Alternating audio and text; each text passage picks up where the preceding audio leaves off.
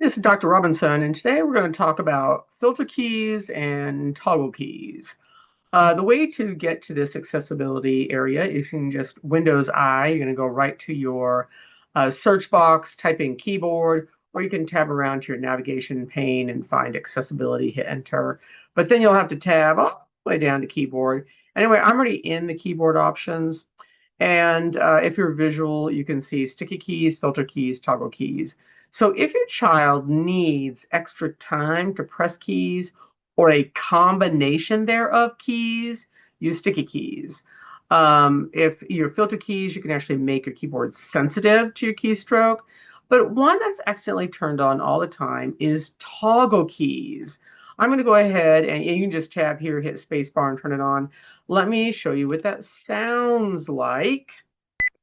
Oh yeah, not so fun.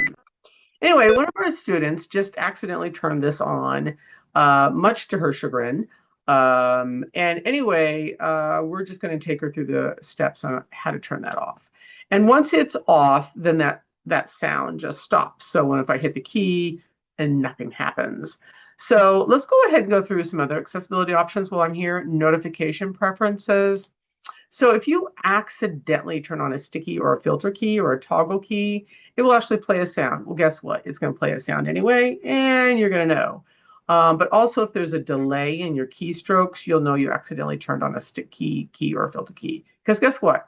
Everything is keyboard driven, and you can accidentally turn on and off things. I'm not going to tell you any of the keyboard strokes because then it'll stick in your brain. If you're actually sighted, you can actually turn on an on-screen keyboard and you can just click with your mouse. Let's say you broke an arm and you don't want to type with one hand. Well, that's a pretty handy dandy feature. You can underline access keys. Access keys will be underlined even when not holding Alt. So that's kind of a nice feature if you need it. The print screen. So yeah, before all the AI and everything updated, you used to be able to hit print screen or alt print screen, and it would immediately take a screenshot of your computer. But now, by default, it's turned on. So when you hit print screen, it actually opens the different options at the very top of your window if you didn't know where that's at. If you're a screen reader user, you actually have to tab through your options. You go to the last one, hit spacebar down arrow to take either a window shot or a screenshot or whatever.